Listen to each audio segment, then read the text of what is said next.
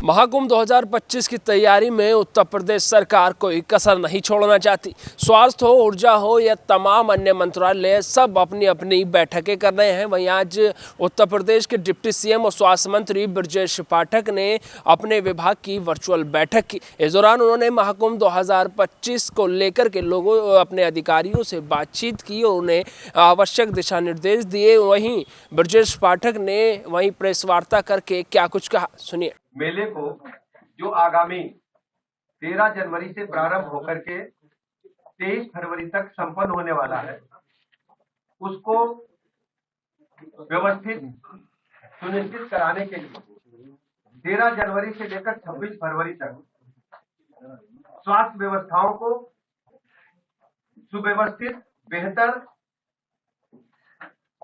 और हर बीमार तक पहुंचने के लिए आज एक बड़ी समीक्षा बैठक संपन्न हुई है, जिसमें चिकित्सा शिक्षा विभाग, स्वास्थ्य विभाग, परिवार कल्याण, सभी विभागों के हमारे जो उच्च अधिकारी हैं वो उपस्थित थे, प्रमुख सचिव महोदय और प्रयागराज से मेडिकल कॉलेज की प्रिंसिपल साहब, वहां के जो उच्च अधिकारी हैं सभी उपस्थित।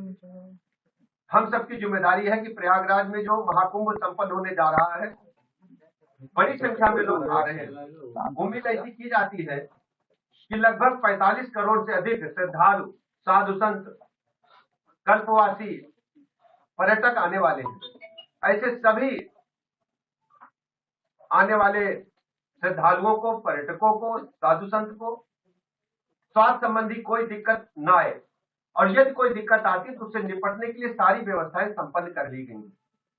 वहां पर 100 बेड का एक नया अस्पताल जो अस्थायी रूप से होगा बनाया जा रहा है। इसके अलावा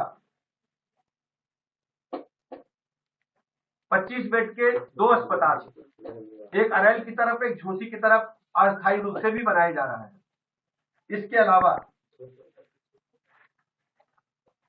2 बेड का 2 अस्पताल 20 बेड का भी बनाया जा रहा है, और हर सेक्टर में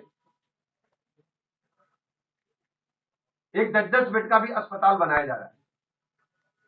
कुल मिलाकर के 360 बेड मेला परिसर में रहेंगे, जहां पर हम इंडोर भर्ती करके उनका इलाज कर सकेंगे। इसके अलावा पूरे प्रयागराज में जो हमारे मेडिकल कॉलेज और सरकारी अस्पताल हैं, उसमें 3000 बेड भी अतिरिक्त रूप से व्यवस्थित सुरक्षित किए गए हैं, केवल इसलिए। और यदि आवश्यकता होती है तो निजी क्षेत्र के भी 3000 बेड को भी आरक्षित किया गया है, जिससे कभी भी कोई घटना होती है तो हर स्थिति से निपटने के लिए हम लोग तैयार रहे। सबसे बड़ी बात है कि इस बार का जो मेला क्षेत्र है तो पिछली बार से भी बढ़ा है और बड़ी संख्या में श्रद्धालुओं के आने की संभावना है। इसलिए हमने कई नवाचार भी किए हैं। हमने टेली आईसीयू को पहली बार वहां प्रारंभ करने जा रहे हैं। यदि कोई परिसर में मरीज अस्पताल में नहीं आना चाहता है तो वो टेली आईसीयू के माध्यम से अस्पताल चिकित्सकों से पूछ करके और दवाई प्राप्त कर सकता है। इसके अलावा प्राइवेट हॉस्पिटल्स को पिछली बार हमने चिन्हित नहीं किया था, इस बार हमने एमओयू साइन किए हैं। यदि आवश्यकता महसूस हुई तो गैस लैब से लेकर सभी ऑपरेशन के लिए जो भी आवश्यक होंगे उनके लिए हमने प्राइवेट अस्पतालों के साथ भी एमओयू किया है, समझौते किए हैं। पहली बार हमने रिवर एम्बुलेंसेज के साथ साथ एयर एम्बुलेंस भी लगाने का काम किया है। बड़ी संख्या में 125 के लगभग हमने एम्बुलेंस तैनात किए हैं, जो हर सेक्टर में अपनी अपनी जगह पर तैनात रहेंगे और उनका जो मूवमेंट है वो हम ट्रैक कर सकेंगे ऑनलाइन। इसके अलावा pathology lab round the clock चलती मिलेगी आपको।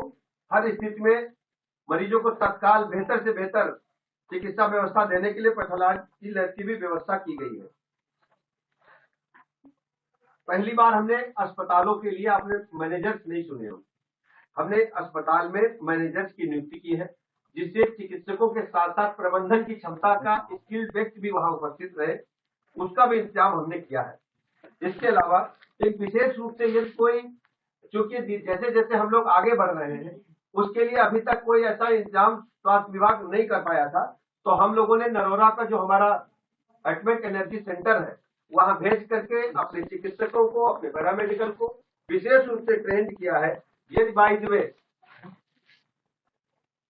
रेडियोलॉजिकल, न्यूक्लियर कोई ऐसी या बायोलॉजिकल कोई आकस्मिक स्थिति उत्पन्न होती है, उसके लिए उनको ट्रेंड करने का काम हमने किया है। हर स्थिति से निपटने के लिए हमारा स्वास्थ्य महकमा, चिकित्सा शिक्षा विभाग तैयार है और आज बिंदुवार समीक्षा हुई है। कहीं कोई दिक्कत हम अपने श्रद्धालुओं को, उनके परिजनों को और इसके अलावा जो हमारे साधु संत हैं उनको नहीं होने दी जाएगी। ये सब हम सबकी सामूहिक जिम्मेदारी।